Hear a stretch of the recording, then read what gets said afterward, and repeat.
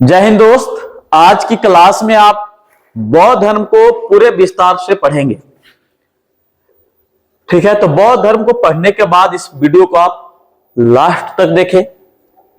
पूरा पढ़ने के बाद बौद्ध धर्म से आपको एक भी क्वेश्चन नहीं छूटेगा, ये मेरा वादा है। तो चलिए देखते हैं कि पहले बौद्ध धर्म के संस्थापक कौन है। तो आप जानते हैं कि बौद्ध धर्म के जो संस्थापक है, संस्थापक वो कौन है? तो गौतम बुद्ध। कौन है? गौतम बुद्ध। गौतम बुद्ध को लाइट ऑफ एशिया कहते हैं। देखेंगे इनका अगर उपनाम देखा जाए, इनको लाइट ऑफ एशिया कहते हैं। हिंदी में अगर देखा जाए तो एशिया का ज्योतिपुंज, एशिया का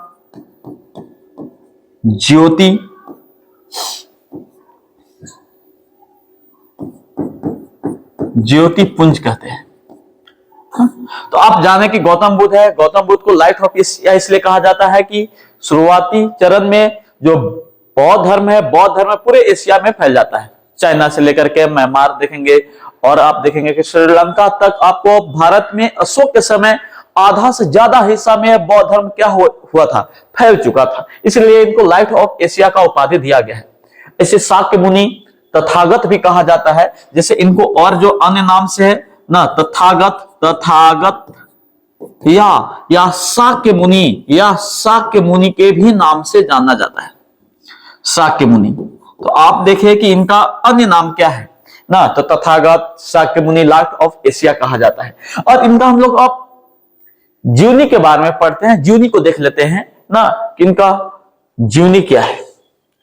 तो गौतम बुद्ध के पहले हम लोग माता पिता को देखते हैं कि माता कौन है, पिता कौन है। तो इनको अगर पिता का नाम पूछा जाए, पिता जो है, पिता का नाम है सुधोधन।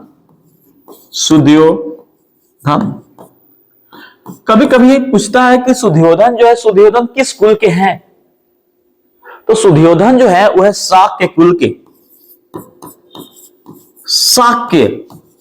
शाक्य कुल के हैं। सुधोधन किस कुल के हैं? तो शाक्य कुल के।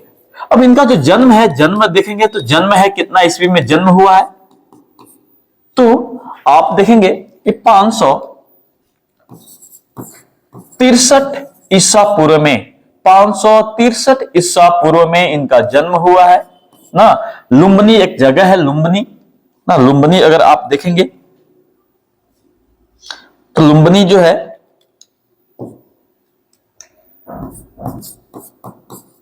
लुम्बिनी ना, और अगर लुम्बिनी ऑप्शन में नहीं देगा तो क्या दे सकता है? कपिल वस्तु। क्या दे देगा? कपिल वस्तु। लुम्बिनी या कपिल वस्तु, इनका जन्म हुआ नेपाल में जगह है। तो आप देखिए कि लुम्बिनी या कपिल वस्तु में इनका जन्म हुआ है। पिता का नाम सुधोधन, पिता का नाम पूछेगा तो सुधोधन। तो माता का नाम क्या है? तो माया देवी। का नाम है? तो माया देवी। और इनका माता का नाम देखा जाए, अगर माता का नाम देखा जाए तो माता का नाम क्या है? महामाया, महामाया देवी, महामाया देवी। कहा जाता है कि जब गौतम बुद्ध अपने मां के गर्भ में थे, जब गौतम बुद्ध अपने मां के गर्भ में थे तो किसी ऋषि के पास गए उनके भविष्य पूछने के लिए। तो ऋषि, पहले के ऋषि बहुत ही दार्शनिक होते थे, फिलोसफर होते थे ना, भविष्य को पता लगा लेते थे। तो जो ऋषि मुनि कहा इनके माता पिता को, गौतम बुद्ध के माता पिता को, जब वो गर्भ में थे, बोला कि आने वाले संतान तो एक तो बेटा होगा और वो आगे चल करके बहुत बड़ा सन्यासी बनेगा। तो इनके माता पिता कहा जाता है कि बहुत ज्यादा चिंतित रहने लगे, क्योंकि एक ही बेटा थे और वो भी सन्यासी बन जाएगा तो राजपाट कौन संभालेगा। तो माता पिता के मन में बहुत ज्यादा टेंशन है ना, और टेंशन में कहा जाता है कि इनकी माता, जो माता है, जन्म के 7वें दिन इनकी मृत्यु हो जाती है। तो जन्म के 7वें दिन इनकी क्या हो जाएगी? मृत्यु हो जाएगी ना। तो देखेंगे कि तो भाई कोई तो सौतेली माँ है, सौतेली माँ, या प्लस में जो इसको उनको लालन पालन करेगा, लालन पालन। तो लालन पालन करने वाला कौन है?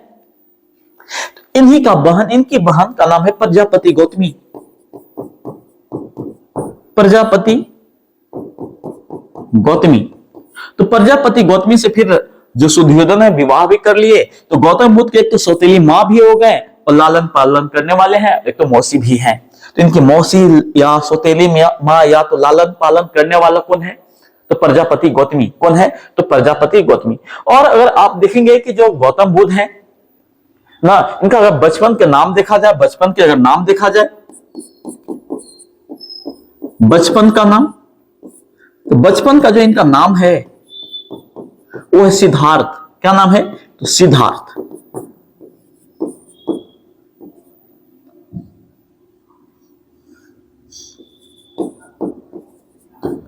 बचपन का नाम है क्या है? तो सिद्धार्थ।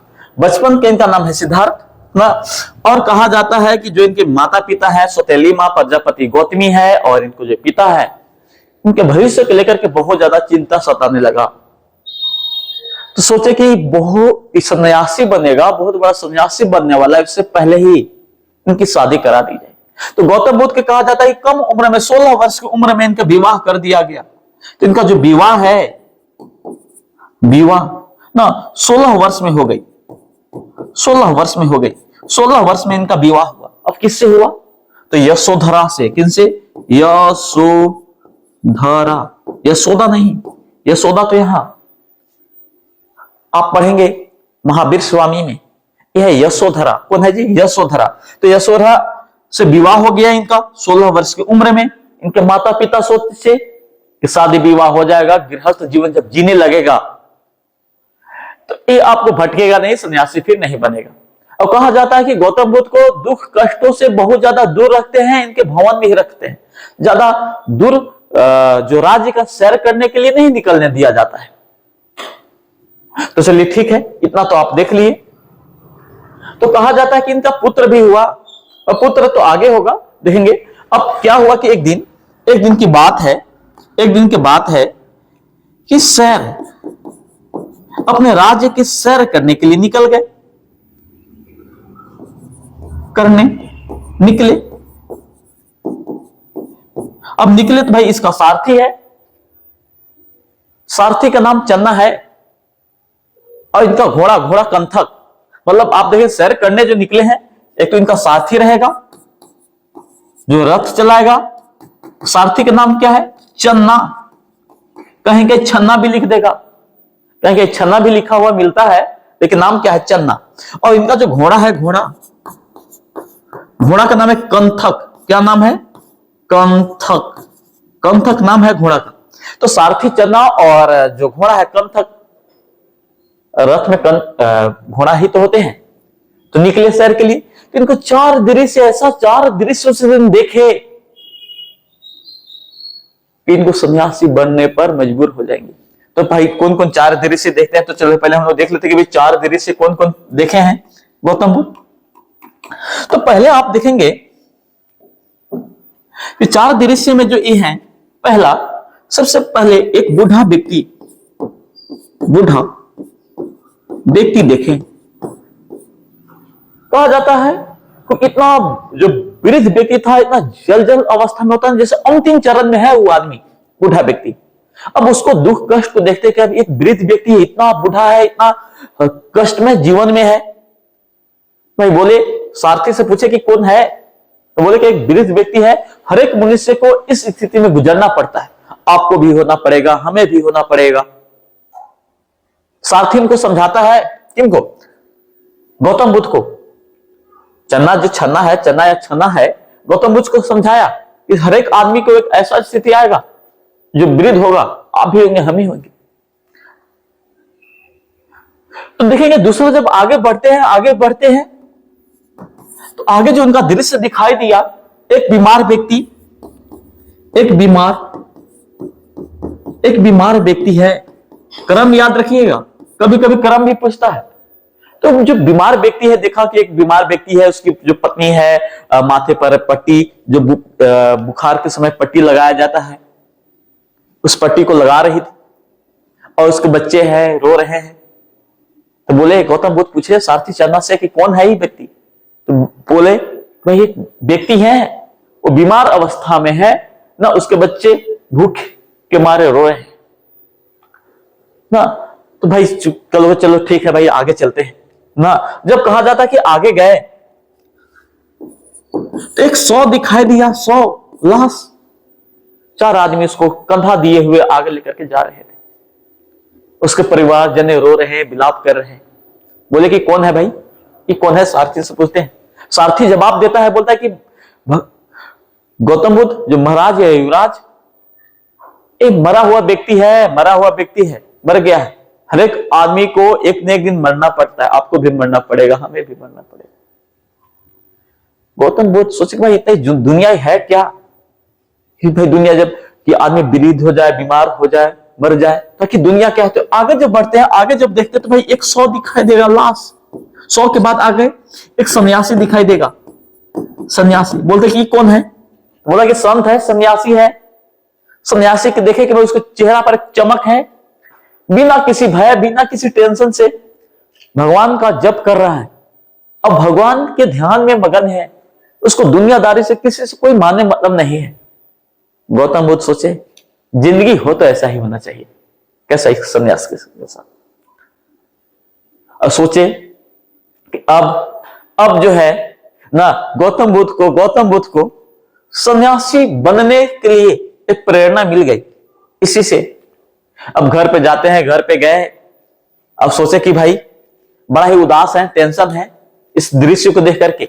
इस 4 दृश्य देखने के बाद ही उनके मन में भावना उत्पन्न होगी कि जो दुनिया है, ताम झाम वाला दुनिया, इससे दूर होकर कब सन्यासी बने ना। तो क्या बोलते हैं भाई, देखा कि इसके जो माता पिता देखे, पत्नी देखा, माता पिता देखे, या इसको जो मंत्री देखे कि युवराज तो बड़ा ही आज निराश है, क्या देख कर आए हैं, भाई चिंतित है।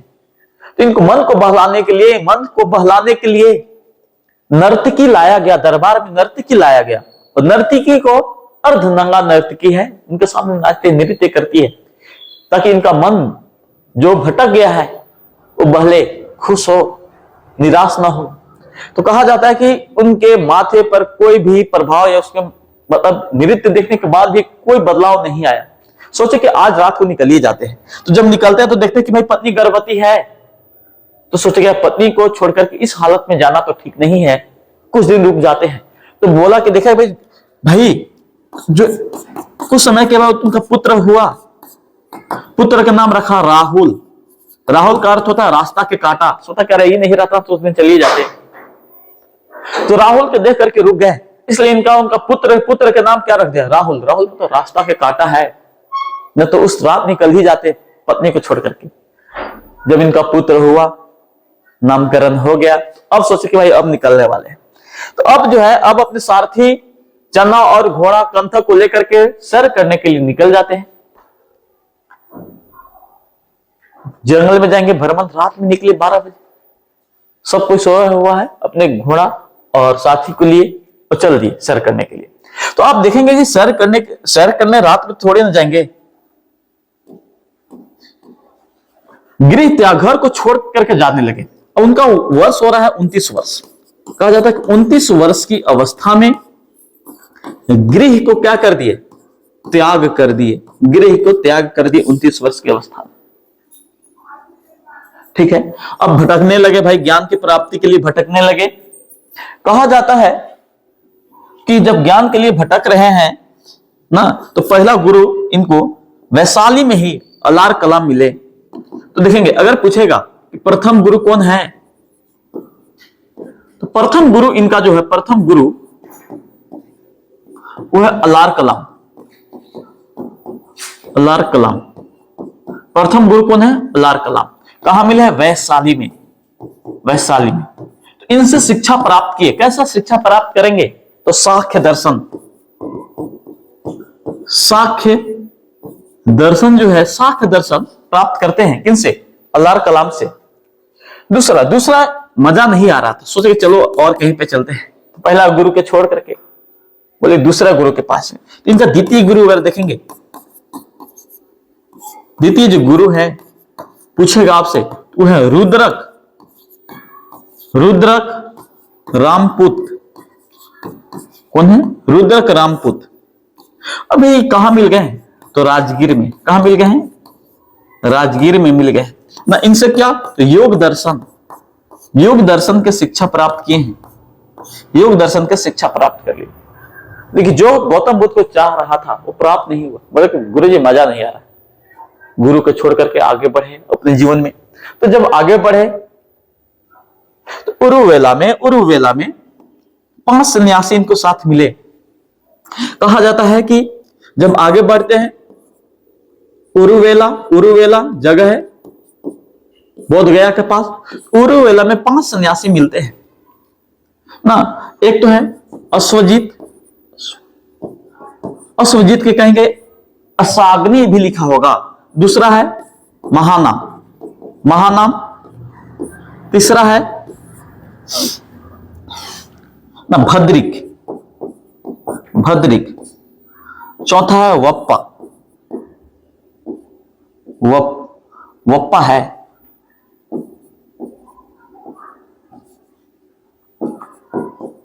और पांचवा जो इनको मिला ऋषि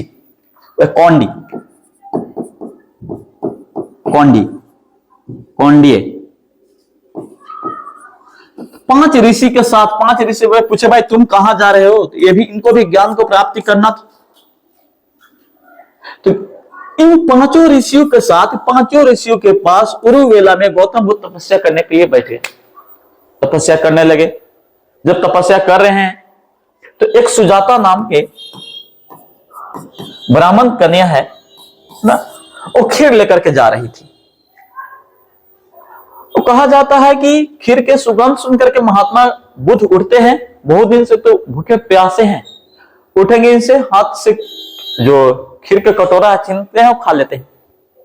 और खाया जाए तो कहा जाए तपस्या भंग हो गया। और जब भंग हुआ तो जो 5 ऋषि हैं उनको भगा दिए। और जब भगाए तो गौतम बुद्ध यहां से उन्हीं के कुछ दूरी स्थान पर न जाकर के तपस्या करने लगे। और कहा जाता है कि बोध गया के पास ना एक जगह है, नदी है। नदी देखेंगे, नदी का नाम बताते हैं।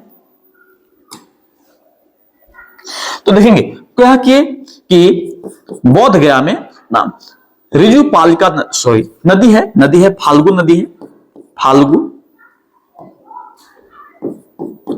फाल्गु नदी, इसको और एक नाम से जानते हैं निरंजना नदी के तट पे बैठ गए, किनारे बैठ गए ना। और पीपल वृक्ष कौन था? तो पीपल वृक्ष के नीचे बैठ करके तपस्या करने लगे।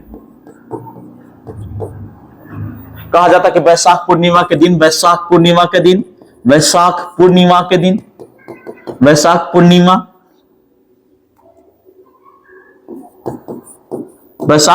दिन ना एक तेज रोशनी निकल आता है। तेज रोशनी उनसे मतलब कहा जाता है कि उनके पीछे जो है ना एक बहुत सारा चमक आती है, तेज रोशनी आता है। कहा जाता है कि ज्ञान की प्राप्ति हो गई। तो मतलब कहा जाता है कि फाल्गु नदी या निरंजना नदी के तट पे पीपल वृक्ष के नीचे वैशाख पूर्णिमा के दिन ना ज्ञान का प्राप्ति हुआ। क्या मिल गया? ज्ञान की प्राप्ति। कहां हुआ? बोध गया में।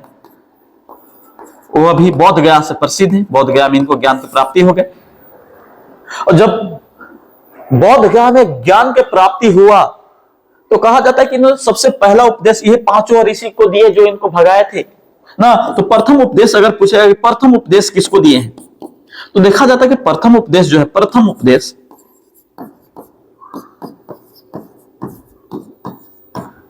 5 ऋषियों को दिए। कहां दिए? तो सारनाथ में ना। उनको एक ऋषि पट्टनम के नाम से भी जानते हैं।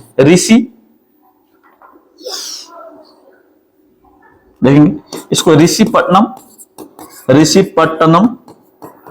के नाम से प्रसिद्ध था पहले। या तो ऋषि पट्टनम कहेगा या तो सारनाथ।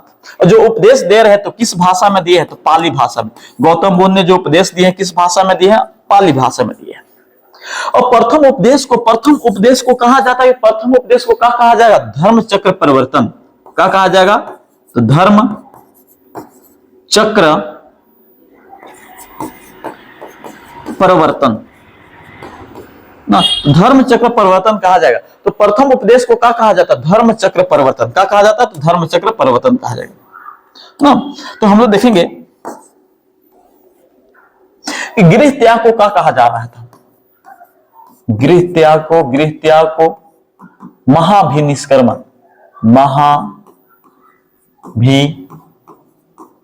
महाभिनिष्क्रमण। तो गृह त्याग को क्या कहा गया? महाभिनिष्क्रमण। और प्रथम उपदेश को क्या कहा गया? धर्म चक्र परिवर्तन। क्या कहा गया है? धर्म चक्र परिवर्तन। प्रथम उपदेश किस कहां दिए हैं? तो सारनाथ में। कहां दिए हैं? सारनाथ। या तो आपको ऋषिपट्टनम ऑप्शन में रहेगा। किस भाषा में दिए हैं? तो भाषा देखा जाए तो भाषा है पाली भाषा। किस भाषा में दिए हैं? तो पाली भाषा में उपदेश दिए हैं। अब हम लोग देखते हैं कि आगे है, आप तो इसको देख लिए कि बौद्ध गया जगह का नाम है, दिन क्या है तो वैशाख पूर्णिमा के दिन। अब वैशाख पूर्णिमा की क्या कहानी है वो हम आपको बताते हैं। कहा जाता है कि गौतम बुद्ध का जन्म भी वैशाख पूर्णिमा के दिन हुआ था, मृत्यु भी वैशाख पूर्णिमा के दिन हुआ था, और कहा जाता है ज्ञान की प्राप्ति भी वैशाख पूर्णिमा के दिन होगा। तो बौद्ध धर्म में वैशाख पूर्णिमा के दिन बड़ा ही शुभ माना जाता है, मेला उला भी लगता है, एक त्योहार है इन लोग का। तो चलिए हम लोग आगे देखते हैं कि जब ज्ञान की प्राप्ति हो गया, तो ज्ञान की प्राप्ति जब होगा, सर्वाधिक जो ज्ञान दिए हैं, सर्वाधिक ज्ञान शरावस्ती में दिए हैं। शरावस्ती ना, शरावस्ती में कौशल देश की राजधानी शरावस्ती में देखेंगे, शरावस्ती में सर्वाधिक ज्ञान दिए, सर्वाधिक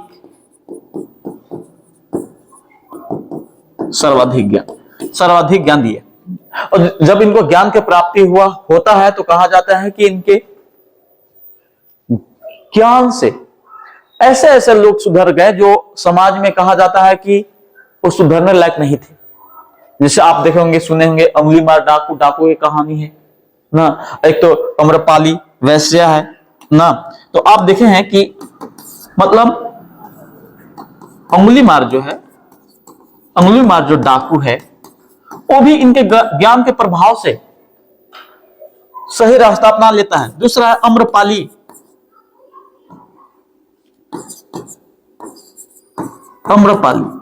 अम्रपाली वैश्या है,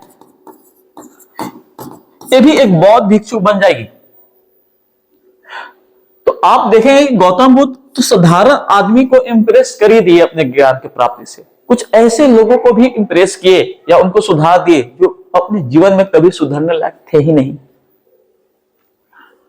और हम लोग देखेंगे कि इनका पीरियसिस कौन है भाई? पीरियसिस कौन है? तो पीरियसिस जो है, इनका पीरियसिस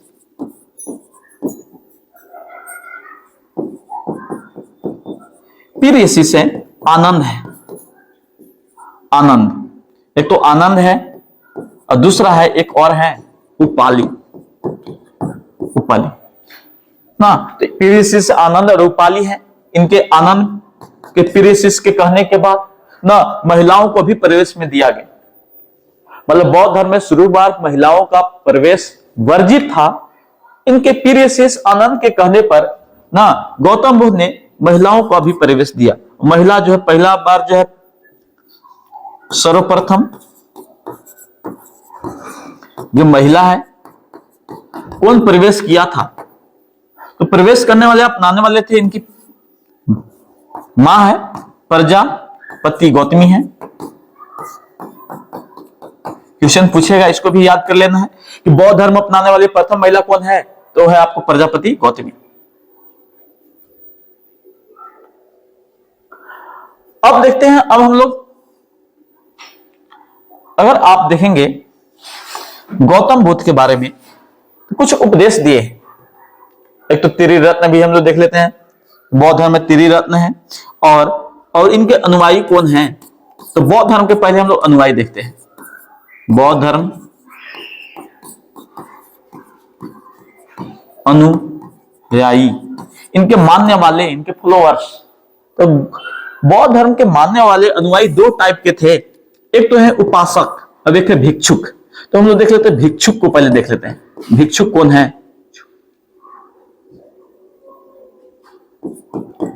और दूसरा कौन है? उपासक। कहा गया है कि भिक्षुक वो सन्यासी जीवन व्यक्त करते हुए बौद्ध धर्म को क्या करेंगे? प्रचार करेंगे, आगे बढ़ाएंगे। तो जो व्यक्ति सन्यासी जीवन व्यक्त करते हुए बौद्ध धर्म को प्रचार प्रसार किया उसको भिक्षुक कहलाया। लेकिन जो व्यक्ति गृहस्थ जीवन जीते हुए बौद्ध धर्म का प्रचार करता है, वो क्या कहलाता है? उपासक कहलाता है। क्या कहलाता है? उपासक। तो बौद्ध धर्म में आप देखें कि दो अनुयायी हैं, दो प्रकार के अनुयायी हैं, एक तो भिक्षुक है, दूसरा कौन है? उपासक है। अब भिक्षुक कौन? तो सन्यासी जीवन व्यक्त करते हुए बौद्ध धर्म के प्रचार कर रहे हैं। और दूसरा उपासक कौन है? तो हम लोग उपासक उसको बोले जो गृहस्थ जीवन व्यक्त करते हुए बौद्ध धर्म के प्रचार कर रहा है।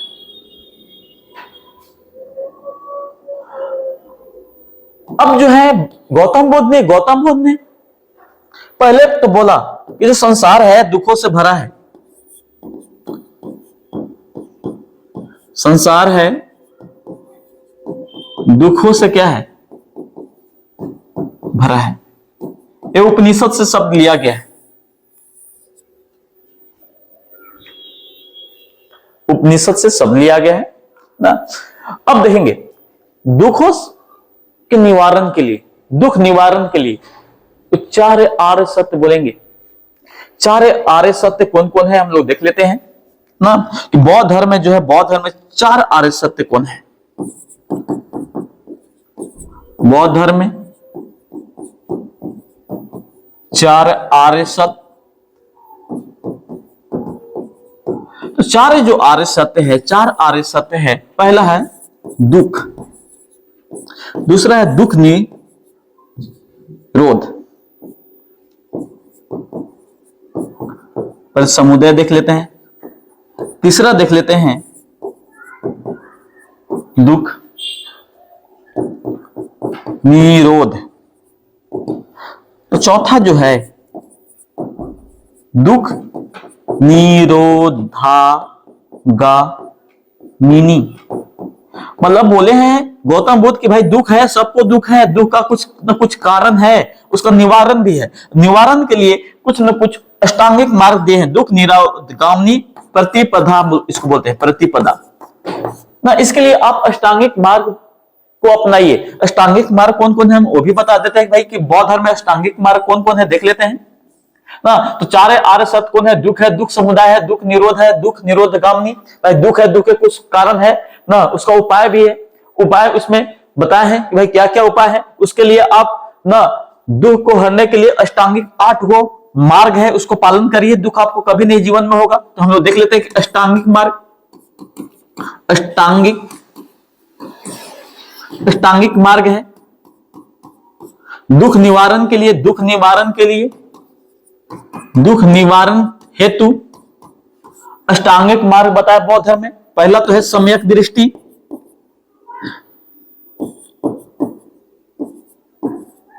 सम्यक दृष्टि है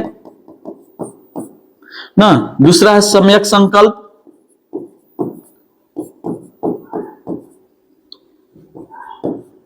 तीसरा है सम्यक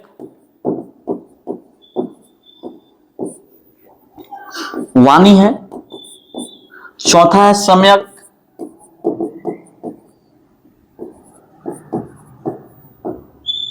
कर्मांत, चौथा है सम्यक पांचवा ना, पांचवा देखेंगे। पांचवा जो है सम्यक आजीव है। छठा जो है सम्यक जो है व्यायाम है। सत्वा जो सम्यक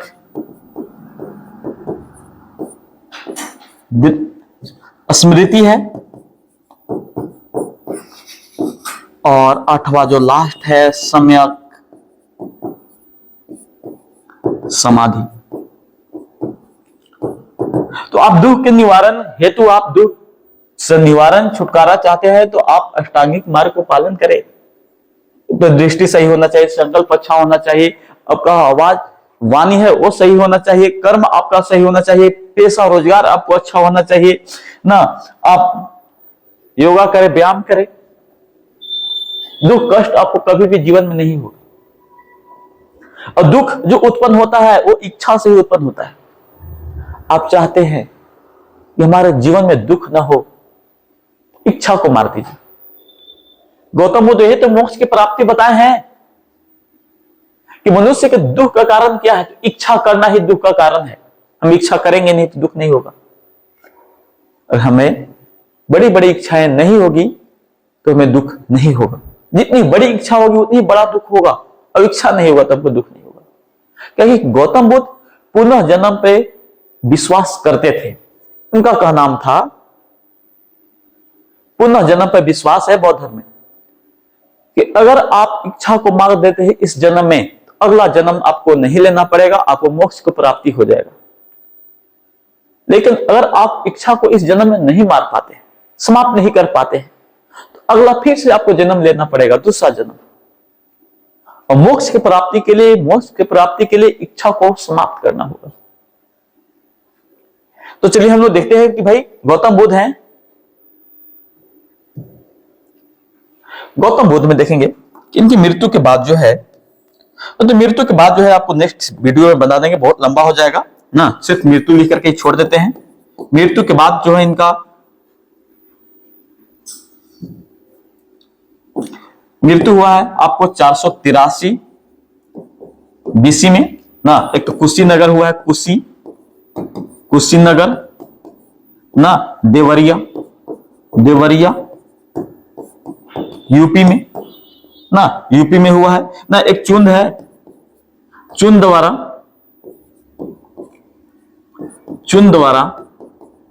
अर्पित भोजन के कारण, कहा जाता है कि कुछ मशरूम था, जहरीला मशरूम था, इसने भोजन के रूप में महात्मा बुद्ध को दे दिए, और कहा जाता है कि उसी दिन से तबियत बिगड़ने लगा। कहा जाता है कि गौतम बुद्ध के महापरिनिर्वाण हो गया, क्योंकि मृत्यु को गौतम बौद्ध धर्म में महापरिनिर्वाण कहा गया,